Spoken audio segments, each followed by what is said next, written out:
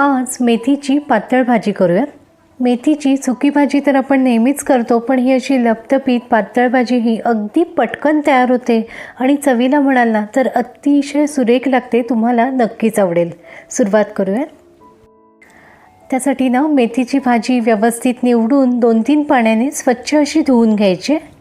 भाजी व्यवस्थित अशी वेळून झाली ना की ही अशी थोडीशी चिरून घ्यायची। आता बऱ्याचदा असं म्हटलं जातं ना की चिरल्यामुळे मेथीची भाजी कडू होते, पण अजिबात ही भाजी कडू होत नाही।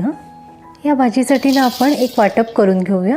मिक्सरच्या भांड्यात 2 मूठ हलकेसे भाजलेले दाणे घ्यायचे, एक 8 ते 10 पाकळ्या लसूण घालायचे, चवीप्रमाणे हिरवी मिरची घालायची, थोडंसं जिरं घालायचं आणि कोथिंबीर घालायची आणि आता ना लागेल तसं पाणी घालायचं आणि हे आपल्याला सरसरीत असं वाटून घ्यायचं। लक्षात घ्या, खूप असं बारीक वाटायचं नाही आहे।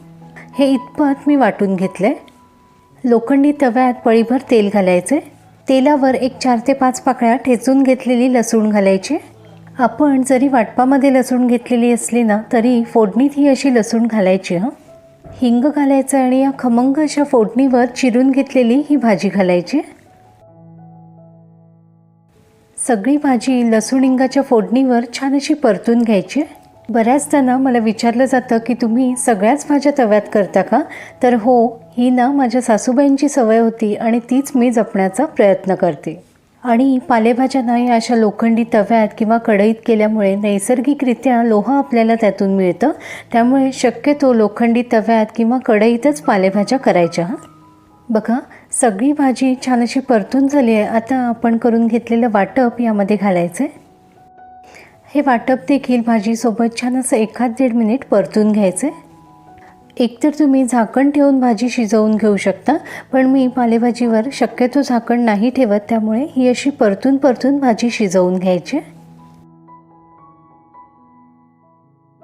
आता लागेल तसं पाणी घालायचं आहे, पण फक्त लक्षात घ्या खूप असं पाणी घालायचं नाही आहे। लपतपीत भाजी तयार होईल इतपतच पाणी घालायचं आहे।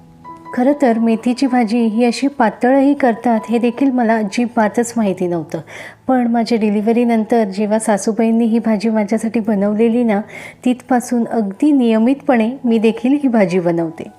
फक्त बाळंतिणीसाठी करताना मात्र मिरची घालायची नाही आहे, हे लक्षात ठेवा। चवीप्रमाणे मीठ घालायचं आणि ही भाजी पुन्हा 1-1.5 मिनिट छान अशी शिजवून घ्यायची। रंग बघा काय सुरेख आलाय ना भाजीचा। इथे आपली मेथीची पातळ भाजी तयार आहे।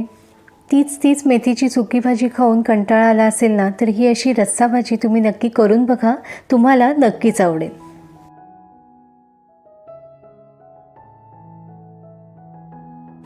अतिशय सुरेख होते ही भाजी आणि तूप लावलेल्या बाजरीच्या भाकरीसोबत ना खूप सुरेख लागते। सोबत मस्त असा तिळकूट मी इथे केलाय। थंडीच्या दिवसातली ही मेजवानीच नाही। अगदी साधीशी पण तितकीच चविष्ट अशी ही मेथीची पातळ भाजी तुम्ही नक्की करून बघा आणि तुमचे अभिप्राय जरूर कळवा। धन्यवाद। आणि हो, रेसिपी आवडत असतील तर तुमच्या मित्रमैत्रिणींसोबत, नातेवाईकांसोबत नक्की शेअर करा।